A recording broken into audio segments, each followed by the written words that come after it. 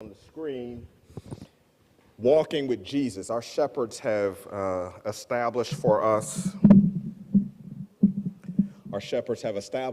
our congregational theme, walking with Jesus, and by that, that is a reference to the teachings of Jesus. And so we have been in this class for the last 6 months.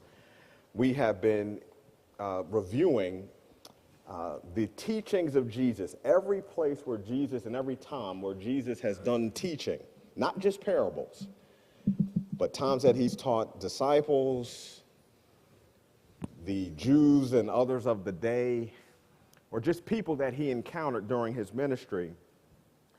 We've been examining every moment where Jesus has done some teaching. And so we're going to do a very, very quick recap, and then to get us caught up to where we are.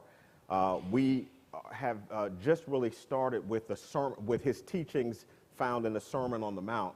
But before we do that, just as a reminder, the regions that you see up on the screen here, going from the top down, Galilee, Syrophoenicia, Samaria, Judea.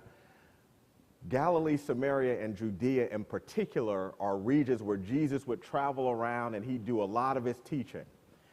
That body of water that you see at the top there, you see Capernaum, and then there's a body of water just underneath Capernaum. That is the Sea of Galilee.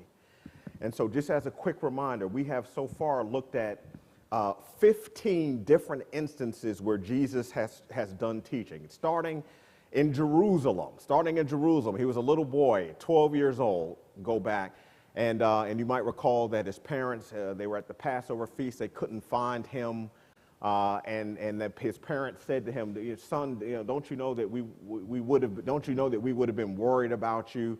And the first lesson that we get from our Savior as a child, he helps us understand. He says, that didn't you know I had to be about my Father's business? We learn from that God's business must always be our priority in this life, always.